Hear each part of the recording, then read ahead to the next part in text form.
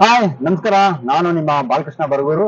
ನನ್ನ ಬರಗೂರು ಟಿವಿ ವೀಕ್ಷಕರಿಗೆಲ್ಲ ಇವತ್ತು ವಿಶೇಷವಾದ ಒಂದು ಸ್ಥಳಕ್ಕೆ ನಾನು ಬಂದಿದ್ದೀನಿ. ಕರ್ನಾಟಕ ರಾಜ್ಯದಲ್ಲಿ ಕಲ್ಪತರ ನಾಡು ಅಂತಂದ್ರೆ ನಿಮ್ಗೆಲ್ರಿಗೂ ಗೊತ್ತು, ಅದು ತುಮಕೂರು ಅಲ್ಲ.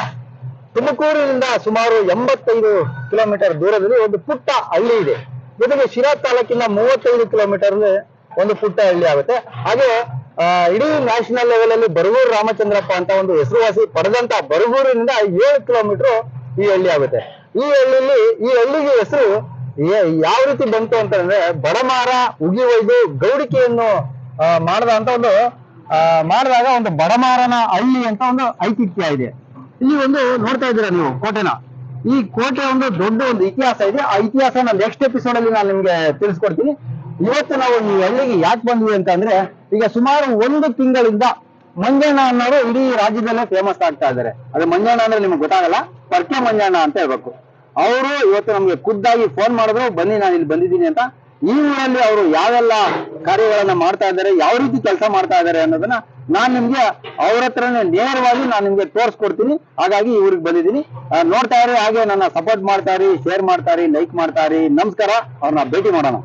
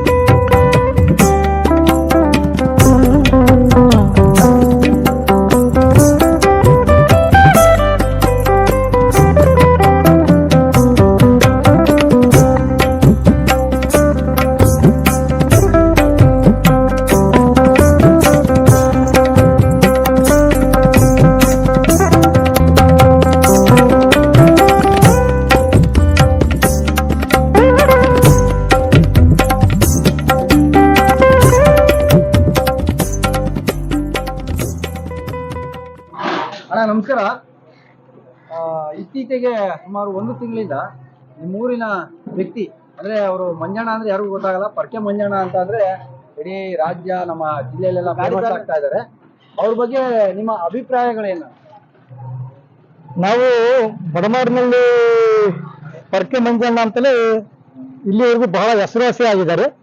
ಈಗ ನಮ್ಮ ಅಭಿಪ್ರಾಯ ಏನ್ ಹೇಳ್ಬೇಕು ಅಂದ್ರೆ, ನಮ್ಮ ಊರಿಗೆ ಬಂದು ಬಡಮಾರಿನಲ್ಲಿ ಬಂದು ನಾವು ಎಲ್ಲ ಇದನ್ನ ಸ್ವಚ್ಛತಾ ಕಾರ್ಯಕ್ರಮ ಇಟ್ಕೋಬೇಕು ಅಂತಂದೇಳಿ ಈ ಕ್ಷೇತ್ರದ ಮಾನ್ಯ ಶಾಸಕರಾದಂತ ಜಯಚಂದ್ರ ಸಾಹೇಬ್ರನ್ನ ಕರೆಸಬೇಕಪ್ಪ ಅಂತೇಳಿ ಅವರೇ ಕರ್ಕೊಂಡ್ ಬಂದು ಮನೆ ಹತ್ರ ಹೋಗಿ ಇದ್ರ ಸ್ವಚ್ಛತಾ ಕಾರ್ಯಕ್ರಮದ ಉದ್ಘಾಟನೆ ಸಮಾರಂಭನ ಸಮೇತ ಇಟ್ಕೊಂಡಿದ್ರು. ಆಗ ಸಾಹೇಬ್ರು, ಜಯಚಂದ್ರ ಸಾಹೇಬ್ರು, ನಾನು ಹಿಂದೂ ಎಲ್ಲೇ ಹೋಗಿರಲಿಲ್ಲ, ಈ ಒಂದು ಸ್ವಚ್ಛತಾ ಆಂದೋಲನ ಉದ್ಘಾಟನೆ ಕಾರ್ಯಕ್ರಮಕ್ಕೆ ನಾವು ಬಹಳ ಸಂತೋಷ ಆಗುತ್ತೆ ಅಂತಂದ್ರು. ಅದೇನೋ ಅವತ್ತು ಮಾಡಿ ಉದ್ಘಾಟನೆ ಮಾಡೋದು ಅವರು ಮಂಜಣ್ಣವರು ನುಡಿದಂತೆ ನಡೆದವ್ರಿ.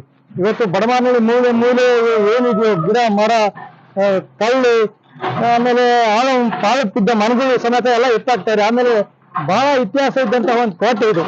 ಈ ಕೋಟೆನ ಬಹಳ ಗಿಡ ಮರ ಎಲ್ಲ ಬೆಳೆದ್ಬಿಟ್ಟು ಅದು ಉಳಿಸ್ಬೇಕು ಅಂತಂದೇಳಿ ಇವತ್ತು ಎಲ್ಲ ಮಣ್ಣು ತುಂಬಿಸಿ ಅದರದೆಲ್ಲ ಕ್ಲೀನ್ ಮಾಡ್ತಾರೆ. ಅದ್ರ ಬಗ್ಗೆ ನಮ್ಗೆ ಎಷ್ಟು ಹೇಳಿದ್ರು ಸಾಕು. ನಾವು ಈ ಖುಷಿಯಾಗನೆ ನಾವು ಇಡೀ ನಮ್ಮ ಊರಿನ ಯುವಕರ ತಂಡ ಎಲ್ಲ ಬೆನ್ನಿಂದಿದ್ದು ನಾವು ಮತ್ತೆ ಒಂದು ದೊಡ್ಡದಾಗಿ ಪರಿಸರ ಪ್ರತಿಷ್ಠೆ ಮಾಡ್ಬೇಕು ಅಂತ ಇದ್ದಾರೆ ಅವರು. ಅವತ್ತು ನಾವು ಅವ್ರನ್ನ ಸನ್ಮಾನ ಮಾಡಿ ಊರಿಗೆ ಒಂದು ಒಳ್ಳೆ ಮಂಜಣ್ಣ, ಪರ್ಕೆ ಮಂಜಣ್ಣ ಅಂದ್ರೆ ಏನು ಎಂಬುದು ನಾವು ಅನಿಸ್ಬೇಕು ಎಂಬುದು ನಮಗೆ ಬಹಳ ಖುಷಿಯಿಂದ ನಾವು ಇವತ್ತು ಈ ಮಾತಾಡಕ್ಕೆ ಇಷ್ಟ.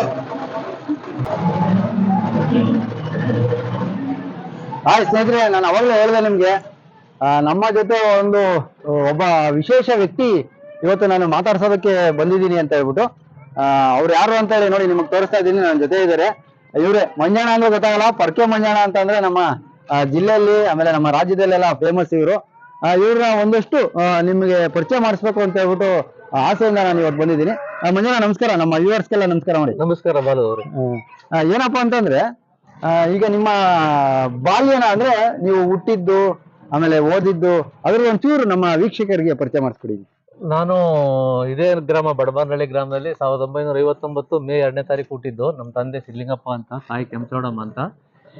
ನಾನು 1ರಿಂದ 4ನೇ ತರಗತಿವರೆಗೂ ಇದೇ ಊರಲ್ಲಿ ಪ್ರೈಮರಿ ಶಾಲೆ ಕಲಿತೆ. ಆಮೇಲೆ 5, 6 ಆರಗೆರೆ ಕಲಿತೆ.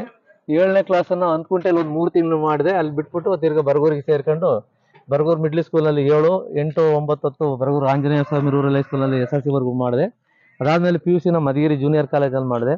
ಡಿಗ್ರಿನ ತುಮಕೂರು ಸರ್ಕಾರಿ ಪ್ರಥಮ ದರ್ಜೆ ಕಾಲೇಜಿನಲ್ಲಿ ಮುಗಿಸಿದಾದ್ಮೇಲೆ ಸಿದ್ಧಾರ್ಥ ಹೈಸ್ಕೂಲ್ನಲ್ಲಿ ಕೆಲಸಕ್ಕೆ ಸೇರಿ ನಿವೃತ್ತಿ ಆಯಿತು.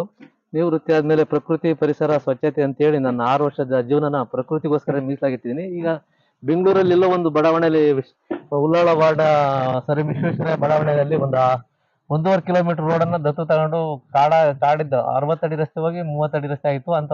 ಅದನ್ನು 6 ವರ್ಷ ಒಬ್ಬರೇ ನಿರಂತರವಾಗಿ ಸ್ವಚ್ಛ ಮಾಡಿ ಇವತ್ತು ಇಡೀ ದೇಶದಲ್ಲಿ ಎಲ್ಲೂ ಆ ಔಟ್ಸ್ಕಟ್ನಲ್ಲಿ ಅಂತ ರೋಡ್ ಮಾಡಿ ಅದಕ್ಕೆ ಭಾರತ ರತ್ನ ಸರ್ ವಿಶ್ವೇಶ್ವರಯ್ಯನವರ ಹೆಸರಿಟ್ಟಿದ್ದೀನಿ. ಅದಾದಮೇಲೆ ನನ್ನೂರಿಗೆ ಏನಾದ್ರು ಮಾಡಬೇಕು ಅಂದ್ಕೊಂಡು ಇಲ್ಲಿಗೆ 2 ತಿಂಗಳಿಂದ ಬಂದು ಮೊನ್ನೆ ನಮ್ಮ ಶಿರಶಾಸಕರಾದ DP ಜಯಚಂದ್ರ ಸರ್ನ ಕರೆದು ಇಲ್ಲಿ ಒಂದು ಸ್ವಚ್ಛತಾ ಕಾರ್ಯಕ್ರಮದ ಉದ್ಘಾಟನೆ ನಾವು ಕಡೆ ನೆರವೇರಿಸಿವಿ. ಅದಾದ ನಂತರ ಈಗ 1.5 ತಿಂಗಳಿಂದ ಶನಿವಾರ ಭಾನುವಾರ ನಾನು ಬೆಂಗಳೂರಿಂದ ಇಲ್ಲೇ ಬಂದು ಇಲ್ಲೇ ಇದ್ಕೊಂಡು ಇಡೀ ಊರನ್ನ ಸ್ವಚ್ಛ ಮಾಡ್ತಾ ಇದ್ದೀವಿ. ಇಡೀ ಅಂದ್ರೆ ಹಳೆ ಮನೆ ಬಿಲ್ಡಿಂಗ್, ಹಳೆ ಮನೆ ಕಟ್ಟಡಗಳು, ಆಮೇಲೆ ಗಿಡ ಗಂಟೆಗಳು, ಚರಂಡಿ, ಇನ್ನು ಪ್ರತಿಯೊಂದು ಸ್ವಚ್ಛ ಮಾಡ್ತಾ ಇದ್ದೀವಿ.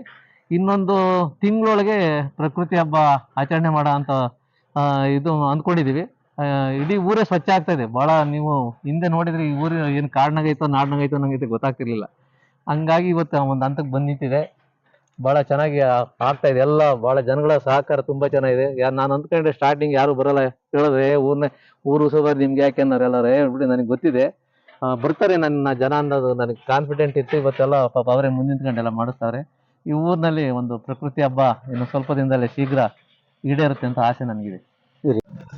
ಸ್ನೇಹಿತರೆ, ಮಂಜಣ್ಣನವರ ಪರಿಚಯ ಮಾಡ್ಕೊಂಡ್ವಿ, ಹಾಗೆ ಅವರ ಕೆಲಸದ ಉದ್ದೇಶ ಕೂಡ ಪರಿಚಯ ಮಾಡ್ಕೊಂಡ್ವಿ. ಆದ್ರೆ ಒಂದು ಡೌಟ್ ಇದೆ, ಈ ಪ್ರಶ್ನೆ ಅವರಿಗೆ ಕೇಳಬೇಕಾ ಕೇಳಬಾರ್ದು ಅಂತ ನನಗೆ ಗೊತ್ತಿಲ್ಲ. ಆದ್ರೂ ನಾನು ಅಭಿಮಾನಿಗಳು ಕೆಲವು ಜನ ನನ್ನ ಕಿವಿಗೆ ಹಾಕಿದ್ರು, ಹಾಗಾಗಿ ನಾನು ಈ ಪ್ರಶ್ನೆ ಕೇಳ್ತಾ ಇದ್ದೀನಿ.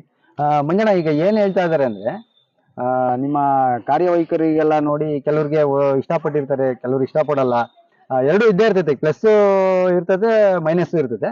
ಈಗ ನೀವು ಮಾಡ್ತಿರೋದು ಕೆಲಸ ಒಂದ್ ರೀತಿ ಸಮಾಜಕ್ಕೆ ಒಳ್ಳೇದು, ಆದ್ರೆ ಜನ ಏನ್ ತಿಳ್ಕೊತಾರ, ಒಂದು ವರ್ಗದವರು ಮಂಜಣ್ಣಗೆ ಏನ್ ಕಡಿಮೆ, ಸರ್ಕಾರದಿಂದ ದುಡ್ಡು ತಗೊಂಬರ್ತಾರೆ, ಯಾವ್ದೋ ಒಂದು ಹಾಕ್ತಾರೆ ಅಂತಾರೆ. ಇದಕ್ಕೆ ಏನ್ ಹೇಳ್ತೀರಾ ನೀವು? ಇಲ್ಲ, ನಾನು ಸರ್ಕಾರದಿಂದ ನಾನು ಯಾವ್ದೋ ಆದಾಯ ಬರೋ ಇಲಾಖೆಗೆ ಇದ್ದಾನಲ್ಲ, ಅದು ಏಡೆಡ್ ಇನ್ಸ್ಟಿಟ್ಯೂಷನ್, ನಮ್ಮ ಸಿದ್ಧಾರ್ಥ ವಿದ್ಯಾಸಂಸ್ಥೆ ಅವ್ರದ್ದು, ಪರಮೇಶ್ವರದವ್ರದ್ದು ಸ್ಕೂಲು. ಅಲ್ಲಿ ನನಗೆ ಯಾವ್ದು ಲಂಚ ಬರ್ತಿರ್ಲಿಲ್ಲ, ಯಾವುದಿಲ್ಲ. ಆಮೇಲೆ ಲಂಚಕ್ಕೆ ನಾನು ಬಹಳ ವಿರೋಧಿ. ನಾನು ಇಡೀ ಸರ್ವಿಸ್ ಒಳಗಾಗಿ ನಾನು ಒಬ್ಬರ ಹತ್ರ ₹1 ನಾನು ಮುಟ್ಟಿಲ್ಲ. ಆಮೇಲೆ ಇನ್ನು ಮಕ್ಳು ಬೇಕಾದ್ರೆ ನಾನೇ ಇನ್ನ ಪುಸ್ತಕಗಳು ಇನ್ನೊಂದು ಮತ್ತೊಂದು ಎಲ್ಲ ನಾನೇ ಕೊಡಿಸ್ತಿದ್ದೆ. ಬ್ಯಾಗ್ಗಳು ಅವ್ರಿಗೆ ನಾನು ಫೀಸ್ ಇಲ್ಲ ಅಂದ್ರೆ ನಾನೇ ಕಟ್ತಿದ್ದೆ. ನಾನು ಇಡೀ ಸರ್ವಿಸ್ನೊಳಗಾಗಿ ನಾನು ಎಲ್ಲೂ ಲಂಚ ಮುಟ್ಟೇ ಇಲ್ಲ. ಈಗ ಆಮೇಲೆ ಏನಾಯ್ತು, ಈಗ ನಾನು ಕೆಲಸ ಮಾಡಿಸ್ತಾ ಇರೋದು, ನನ್ನ ಹತ್ರ ದುಡ್ಡಿಲ್ಲ. ನಾನು ಪೆನ್ಷನ್ ಅಲ್ಲಿ ತಿಂಗಳಿಗೆ ಒಂದು 35,000, 25,000, 30,000 ಪೆನ್ಷನ್ ಬರ್ತಾ ಇದೆ. ಅದರಲ್ಲಿ 5,000, 10,000 ಕೂಡಿಟ್ಟು ನಾನು ಸುಮಾರು ಅದನ್ನೆಲ್ಲ ಫಂಡಿಂಗ್ ಮಾಡಿಕೊಂಡು ಈ ಕೆಲಸ ಮಾಡಿಸ್ತಾ ಇದ್ದೀನಿ. ನಾನು ಯಾರ್ದು ದುಡ್ಡಿಲ್ಲ. ಆಮೇಲೆ ನನ್ನ ಸ್ನೇಹಿತರುಗಳು ನೋಡಿ, ನಮ್ಮೂರಲ್ಲಿದೆ, ಬೆಂಗಳೂರಲ್ಲಿದೆ, ಅವರು 5,000, 10,000, 2,000, 1,000 ಅವ್ರ ಹತ್ರ ಎಷ್ಟೆಷ್ಟಿದೆ ಎಲ್ಲ ಹಾಕಿದ್ದಾರೆ. ಅವ್ರಿಗೆ ನನ್ನ ಮೇಲೆ ಎಷ್ಟೊಂದು ಕಾಳಜಿ ಇದೆ ಅಂದ್ರೆ, ನಾನು ಏನೇ ಮಾಡ್ಲಿ, ಈವನ್ ನನಗೆ ಕುರಿ ನುಗ್ತೀವಲ್ಲ, ಹಂಗ್ ನುಗ್ಬಿಟ್ರು ಅವ್ರು ರೆಡಿ ಇದಾರೆ ನುಗ್ಗಕ್ಕೆ. ಕೆರೆಗೆ ನೀರ್ನ ಕುರಿ ತರ್ತಾರಲ್ಲ, ಆ ಮಟ್ಟಕ್ಕೆ ಇದಾರೆ. ಅಂದ್ರೆ ಅಷ್ಟೊಂದು ನಂಬಿಕೆ ಇಟ್ಕೊಂಡಿದ್ದಾರೆ ನನ್ನ ಮೇಲೆ. ಯಾಕಂದ್ರೆ ನಾನು ಯಾರಾದ್ರೂ ₹1 ನನಗೆ ಡೊನೇಷನ್ ಕೊಟ್ರೆ ಅದನ್ನ 50 ಪೈಸೆ ಮಾಡಲ್ಲ, ನಾನು ₹1, 10 ಪೈಸೆ ಖರ್ಚು ಮಾಡ್ತೀನಿ. ಅದಕ್ಕೆ ಇನ್ನೊಂದು 10 ಪೈಸೆ ನಂದೇ ಆಡ್ ಮಾಡ್ತೀನಿ. ಹಂಗಾಗಿ ಅವ್ರಿಗೆ ನಂಬಿಕೆ ಇದೆ. ಇಲ್ಲಿ ಯಾರ ಹತ್ರನೂ ನಾನು ಯಾರಾದ್ರೂ ಲಂಚ್ ದುಡ್ಡಲ್ಲ, ನಾನು ಹೊಡೆದಿರೋ ದುಡ್ಡು ಅಲ್ಲ, ನನ್ನ ಹತ್ರ ದುಡ್ಡು ಇಲ್ಲ. ನನ್ನ ಬ್ಯಾಲೆನ್ಸ್ ಯಾವ್ದು, ನನ್ನ ಪೆನ್ಷನ್ ಅಲ್ಲಿ. ಆದ್ರೂ ಮನೇಲಿ ನಿಮ್ಗೆ ಯಾಕೆ ಇದೆಲ್ಲ ಸ್ವಂತ ದುಡ್ಡು ಖರ್ಚು ಮಾಡ್ತೀರಾ? ಇಲ್ಲ, ನನಗೆ ಪ್ರಕೃತಿ ಅಂದ್ರೆ ಬಹಳ ಇಷ್ಟ. ಆ ಪ್ರಕೃತಿನ ಉಳಿಸ್ಕೋಬೇಕು, ಮುಂದಿನ ಜನರೇಷನ್ಗೋಸ್ಕರ ಅದನ್ನ ನಮ್ಮ ಫ್ಯೂಚರ್ ಜನರೇಷನ್ ಉಳಿಸ್ಕೊಂಡು ಹೋಗ್ಬೇಕು, ಪ್ರಕೃತಿ ಕಾಪಾಡಬೇಕು ಅನ್ನೋ ಒಂದು ಉದ್ದೇಶ. ಪ್ರಕೃತಿ ವಿನಾಶವಾಗಿರೋದ್ರಿಂದ ಈಗಿನ ಎಲ್ಲಾ ಸನ್ನಿವೇಶಗಳು ನಮಗೆ ಇದಾಗ್ತಾ ಇದೆ. ಅದಕ್ಕೋಸ್ಕರ ಪ್ರಕೃತಿ ಮಾತೆಯನ್ನ ಆರಾಧಿಸ್ಬೇಕು, ಪೂಜಿಸ್ಬೇಕು ಅಂತ ನಾನು ಈ ಕೆಲಸ ಮಾಡ್ತಾ ಇರೋದು. ಸ್ನೇಹಿತರೆ ಕೇಳಿದ್ರಲ್ಲ ಅವ್ರು ಹೇಳಿದ್ದು, ನೀವು ತಿಳ್ಕೊಂಡಿರೋದು ತಪ್ಪು. ಯಾಕಂದ್ರೆ ಅವರಿಗೆ ಬರೋದಂತ ಒಂದು ಸಣ್ಣ ಒಂದು ಹಣದಲ್ಲಿ ಅದನ್ನ ಒಂದ್ ಸ್ವಲ್ಪ ಉಳಿಸಿ ಈ ಕಾರ್ಯನ ಮಾಡ್ತಾ ಇದ್ದಾರೆ. ನಿಜಕ್ಕೂ ಅವರು ಮಾಡ್ತಾ ಇರೋದ ಕಾರ್ಯಕ್ಕೆ ನಾವು ಒಂದು ಹ್ಯಾಂಡ್ಸಪ್ ಹೇಳಂತ ಒಂದು ಇದೆ ಕಾರ್ಯ ಇದೆ. ಆಮೇಲೆ ಇನ್ನೊಂದು ವಿಚಾರ, ನೀವು ಮುಂದಿನ ಪೀಳಿಗೆಗೆ ಏನ್ ಹೇಳೋದಕ್ಕೆ ಬಯಸ್ತೀರಾ ನೀವು? ಏನಿಲ್ಲ, ಮುಂದಿನ ಈಗಿನ ಪೀಳಿಗೆನೆ ಮುಂದಿನ ಭವಿಷ್ಯದ ಜನಾಂಗ. ಅವರು ಎಲ್ಲ ಏನಾಗ್ತಾ ಇದೆ ಅಂದ್ರೆ, ಇವತ್ತು ಬಹಳ ಒಳ್ಳೆ ಅವಕಾಶ ಇದೆ ಯುವ ಜನಾಂಗಕ್ಕೆ. ಅವರು ಅದನ್ನ ಸದ್ವಿನಿಯೋಗ ಮಾಡ್ಕೋಬೇಕು. ಏನಾಗಿದೆ ಅಂದ್ರೆ ಎಲ್ಲ ಪಾನ್ ಪರಗು, ಗುಟ್ಕಾ ಕುಡಿಯೋದು, ಸಿಗರೇಟ್ ಸೇದೋದು, ದುಶ್ಚಟಗಳಿಗೆ ಬಲಿ ಆಗ್ತಾ ಇದಾರೆ. ನಾನು ಬಹಳ ನೋಡಿದೀನಿ ಎಲ್ಲರೂ ಹೆಂಗೆ ಅಂತ. ಅವರು ಇದನ್ನೆಲ್ಲ ಬಿಟ್ಟು ಒಳ್ಳೆ ಭವಿಷ್ಯ ಇದೆ ಇವತ್ತು ಭಾರತ ದೇಶದಲ್ಲಿ. ಅವರು ಏನಾದ್ರು ಮನಸ್ಸು ಮಾಡಿದ್ರೆ ಒಳ್ಳೆ ಸ್ಥಾನ ಪಡಿಬಹುದು ಇವತ್ತು, ಅಷ್ಟೊಂದು ಅನುಕೂಲ ಇದೆ. ಹಾಗಾಗಿ ಯುವಕರು ಮಾತ್ರ ಒಳ್ಳೆ ಅವಕಾಶನ ಉಪಯೋಗಿಸಬೇಕು. ಅವರು ಕೆಟ್ಟ ದಾರಿಯಲ್ಲಿ ಹೋಗಬಾರ್ದು. ಅವರು ಮುಂದಿನ ನಮ್ಮ ಭಾರತದ ಭವ್ಯ ಜನಾಂಗ, ನಮ್ಮ ಭಾರತಕ್ಕೆ ಅವ್ರು ಬಹಳ ಕೊಡುಗೆ ಕೊಡಬೇಕು. ಪ್ರಕೃತಿ ಉಳಿಸ್ಬೇಕು, ಪ್ಲಾಸ್ಟಿಕ್ ತ್ಯಜಿಸ್ಬೇಕು, ಪ್ಲಾಸ್ಟಿಕ್ ನಿರ್ಮೂಲನೆ ಮಾಡಿಕೊಂಡು ನಮ್ಮ ಊರುಗಳಲ್ಲಿ ಇನ್ನೊಂದಲ್ಲಿ ಮತ್ತೆ ನದಿಗಳು, ಕೊಳ್ಳಗಳು ಎಲ್ಲಾನು ಕಾಪಾಡ್ಕೋಬೇಕು. ಗಿಡ ಗಂಟೆಗಳು, ಪ್ರಾಣಿ ಪಕ್ಷಿಗಳು, ನೂರಾರು ಕೋಟ್ಯಾಂತರ ಜೀವರಾಶಿ ಇದೆ. ಎಲ್ಲರೂ ಅವು ಬದುಕಕ್ಕೆ ದೇವರು ಸೃಷ್ಟಿ ಮಾಡಿರೋದು, ಮನುಷ್ಯನ ಒಬ್ಬನ್ನೇ ಸೃಷ್ಟಿ ಮಾಡಿಲ್ಲ. ಈಗೇನ್ ಮಾಡಿದ್ದಾರೆ ಮನುಷ್ಯ, ಇನ್ನ ನೋಡಿ ಚಿರತೆ ಕಾಡಿ ಬರುತ್ತೆ, ಕಾಡಿನಾಗೆ ಚಿರತೆ ನಾಡಿ ಬರುತ್ತೆ. ಯಾಕೆ ಅಂದ್ರೆ ಅದಕ್ಕೆ ಆಹಾರ ಸಿಗ್ತಾ ಇಲ್ಲ, ಅಲ್ಲಿ ನೀರ್ ಸಿಗ್ತಾ ಇಲ್ಲ. ಊರಿಗೆ ಬಂತು ಚಿರತೆ ಕೊಂದ್ ಹಾಕ್ಬಿಟ್ರಿ ಅಂತಾರೆ. ಇಲ್ಲ ತಗೊಂಡ ಕಾಡಿ ಬಿಟ್ಟು ಕಾಡಿ ಬಿಟ್ಟು ಅಲ್ಲ, ಆಹಾರ ಸಿಗ್ತಾ ಇಲ್ಲ ಕಾಡಿನಲ್ಲಿ. ಕಾಡಿನಾಗ ಆಹಾರ ಸಿಗ ಅಂದ್ರೆ ಇಲ್ಲಿ ಗೊತ್ತಿರ್ಲಿಲ್ಲ. ಯಾಕೆ ಅಂದ್ರೆ ಮನುಷ್ಯ ಕಾಡನ್ನೆಲ್ಲ ಕಡ್ದು ಅಲ್ವೋಗಿ ಸೇರ್ಕೊಂಡ್ಬಿಟ್ಟಿದ್ದಾನೆ. ಈಗ ಅವೇನ್ ಮಾಡ್ತಾ, ನಿಮ್ ಜಾಗ ನನ್ ಜಾಗಕ್ಕೆ ನೀವು ಬಂದಿದ್ಯಾ, ನಿಮ್ ಜಾಗ ನಾವ್ ಬರ್ತೀವಿ ಅಂತ ಇಲ್ಲಿ ಬರ್ತಾವೆ. ಇದು ನಮ್ಮ ಮನುಷ್ಯನ ಸ್ವಯಂಕೃತ ಅಪರಾಧ. ಇದನ್ನ ತಪ್ಪಿಸ್ಬೇಕು.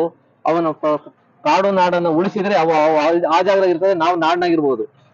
ನಮ್ಮ ಸರ್ಕಾರಗಳೆಲ್ಲ ಆ ಸರ್ಕಾರ ಈ ಸರ್ಕಾರ ಅಂತ ಹೇಳಲ್ಲ. ಎಲ್ಲಾ ಸರ್ಕಾರಗಳು ಏನಂತ, ಕಾಡ್ ಕಡಿ ಅಲ್ಲೋಗಿ ರೆಸಾರ್ಟ್ ಮಾಡು, ಅಲ್ಲಿ ಕಾಡಿನ ಪ್ರಾಣಿಗಳ ಸ್ಥಾನ ಬದಲಾವಣೆ ಅವು ಇಲ್ಲಿಗೆ ಬಂದ್ಬಿಡ್ತವೆ. ಅಲ್ಲಿ ಯಾವ ಜನವಸತಿ ಆಗ್ತಿದೋ ಅವೆಲ್ಲಿ ಸಿಗುತ್ತೆ ಅಲ್ಲಿ ಹುಡುಕೊಂಬರ್ತವೆ. ಅದರಿಂದ ತಪ್ಪು. ಅದು ಕಾಡೇ ಆಗಿರ್ಬೇಕು, ನಾಡೇ ಆಗಿರ್ಬೇಕು. ಪ್ರಕೃತಿ ಉಳಿಸ್ಬೇಕು. ನೋಡಿದ್ರಲ್ಲ ಸ್ನೇಹಿತರೆ, ಮಂಜಣ್ಣನವರ ಮನಸ್ಸಿನ ಮಾತನ್ನ ನೀವು ಕೇಳಿದ್ರಲ್ವಾ. ನಾನ್ ನಿಮ್ಮಲ್ಲಿ ಮನವಿ ಮಾಡ್ಕೊಳ್ಳೋದು ಒಂದೇ, ನೋಡಿ ಕಷ್ಟಪಟ್ಟು ದುಡಿದು ಬೆವರು ನಿರ್ಸರಿಸಿ ದುಡ್ದಿರೋ ಹಣದಲ್ಲಿ ಅವರು ಈ ತರ ಕೆಲಸ ಮಾಡ್ತಾ ಇದಾರೆ. ಈ ವಿಡಿಯೋ ನೋಡಿದ್ದಾದ್ಮೇಲೆ ನಿಮ್ಗೆ ಏನಾದ್ರು ಹೆಲ್ಪ್ ಮಾಡ್ಬೇಕು ಇಂಥ ಕೆಲ್ಸಗಳಿಗೆ, ಅಂದ್ರೆ ಎಷ್ಟೋ ಜನಕ್ಕೆ ಕೋಟಿ ರೂಪಾಯಿ ಇರುತ್ತೆ, ಏನೇನೋ ದುಡ್ಡು ಇರುತ್ತೆ, ಆಸ್ತಿ ಇರುತ್ತೆ, ಅದನ್ನೆಲ್ಲ ಒಳ್ಳೆ ಕೆಲ್ಸಗಳು ಮಾಡಕ್ ಆಗಲ್ಲ. ಇಂಥವ್ರ ಮುಖಾಂತರ ನಾವು ಒಳ್ಳೆ ಕೆಲಸ ಮಾಡಬಹುದು ಅಂತ ನಿಮ್ಗೆ ಏನಾದ್ರು ಅನ್ಸಿದ್ರೆ ಅವ್ರ ನಂಬರ್ ಕೆಳಗಡೆ ಡಿಸ್ಪ್ಲೇ ಆಗ್ತೀನಿ, ಅವ್ರಿಗೆ ಕಾಂಟ್ಯಾಕ್ಟ್ ಮಾಡ್ಬೋದು. ಜೊತೆಗೆ ನಿಮ್ ಕೈಲಿ ಸಣ್ಣ ಸಹಾಯ ಕೂಡ ಅವ್ರಿಗೆ ಮಾಡ್ಬೋದು ಅಂತ ಹೇಳ್ಬಿಟ್ಟು ನಾನು ಈ ಮೂಲಕ ಕೇಳ್ಕೊತಾ ಇದೀನಿ. ನೆಕ್ಸ್ಟ್ ಇನ್ನೊಂದಿನ ಬಂದು ಈ ಮಂಜಣ್ಣನ ಅದ್ದೂರಿಯಾಗಿ ಇನ್ನೂ ಏನೇನಿದೆ ಅಂತ ಎಲ್ಲಾ ತೋರಿಸ್ತೀನಿ. ಇವತ್ತು ಈ ವಿಡಿಯೋನ ಕ್ಲೋಸ್ ಮಾಡ್ತಾ ಇದೀನಿ. ನಮಸ್ಕಾರ. ನಮಸ್ಕಾರ. ಅದೊಂದೇ ಅಲ್ಲ, ಲಾಸ್ಟ್ ಒಂದು ವರ್ಡ್ ಸೇರಿಸ್ತೀನಿ. ಈಗ ಸಿರಾ ತಾಲೂಕ್ನಲ್ಲಿ ನಾನು ಈ ಗ್ರಾಮಗಳನ್ನ ಕೈತ್ಕೊಂಡಿದ್ದೀನಿ. ಒಂದು ಗೋಪಿಕುಂಟೆ, ಅಲ್ಲಿ ಕುಮಾರ್ ಸರ್ ಅಂತ ನಿವೃತ್ತ ದೈಹಿಕ ಶಿಕ್ಷಣಾಧಿಕಾರಿಗಳು, ಅವ್ರ ಸ್ವಂತ ಇದರಲ್ಲಿ 3 ದಿನ ಮನೆ ಕಟ್ತಾ ಇದ್ರು. ಅಂತದನ್ನ ನಿಲ್ಲಿಸ್ಬಿಟ್ಟು ಇಡೀ ಊರನ್ನ ಸ್ವಚ್ಛ ಮಾಡಿದ್ದಾರೆ. ಆಮೇಲೆ ಈಗ ಗೋಣಿಹಳ್ಳಿನೂ ಅವ್ರು ಯಾರೊಬ್ರು ಬಸವರಾಜ್ ಅಂತ ಸ್ಕೂಲ್ನರು, ಅವರು ಮಾಡ್ತಾ ಇದ್ದಾರೆ. ಪೂಜಾರ ಮುದ್ದಹಳ್ಳಿ ಮಠದವ್ರು ಮಾಡ್ತಾರೆ. ಹಿಂಗ ಒಂದು 4-5 ಊರುಗಳು ಆಗ್ತಾ ಇದೆ. ರಂಗಾಪುರ ಆಗ್ತಾ ಇದೆ, ನಮ್ಮ ಮುದ್ರಂಗಪ್ಪ ಡಾಕ್ಟರ್ ಅದ್ರ ನೇತೃತ್ವ ವಹಿಸ್ಕೊಂಡಿದ್ದಾರೆ. ಆಮೇಲೆ ಇಡೀ ಸಿರಾ ತಾಲೂಕಿನಲ್ಲಿ ಯಾರೇ ಅಲ್ಲಿ ಅವರು ಖರ್ಚು ಮಾಡಿ ನಮ್ಮ ಊರನ್ನ ಸ್ವಚ್ಛ ಮಾಡ್ತೀನಿ ಅಂದ್ರೆ ನಾನು ಬೇಕಾದ್ರೆ ಬಂದು ಉದ್ಘಾಟನೆ ಮಾಡ್ತೀನಿ. ನಾವು ನಿಮ್ಮೂರೆಲ್ಲ ಮಾಡಕ್ಕಾಗಲ್ಲ, ಯಾಕೆಂದ್ರೆ ನಾನಿರೋದು ಬೆಂಗಳೂರ. ನಮ್ಮೂರಿಗೆ ಬಂದು ಹೋಗಕ್ಕೆ ನನ್ನ ಕೈಲಿ ಆಗ್ತಾ ಇಲ್ಲ, ವಯಸ್ಸು ಬೇರೆ ಆಯ್ತು, 66 ವರ್ಷ. ಈಗ ನೀವು ಉತ್ಸಾಹ ತಗೊಂಡ್ರೆ ನಿಮ್ಮೂರಿನಲ್ಲಿ ಬಂದು ಒಂದಿನ ಉದ್ಘಾಟನೆ ಮಾಡಿ ಹಂಗ್ ಮಾಡೋಣ ಹಿಂಗ್ ಮಾಡೋಣ ಅಂತ ನಾನು ಗೈಡ್ಲೈನ್ಸ್ ಮಾಡ್ತೀನಿ. ಓಕೆ ಮಂಜಣ್ಣ, ತುಂಬಾ ಥ್ಯಾಂಕ್ ಯು ನಿಮ್ಗೆ. ಒಳ್ಳೆ ನಿಮ್ಗೂ ದೇವರ ಆರೋಗ್ಯ, ಐಶ್ವರ್ಯ, ಅಂತಸ್ತು ಎಲ್ಲಾ ಕೊಡ್ಲಿ ಅಂತ ನಿಮ್ಮ ಮೂಲಕ ಕೇಳ್ಕೊತೀವಿ. ತುಂಬಾ ಧನ್ಯವಾದಗಳು ನಿಮ್ಗೂ.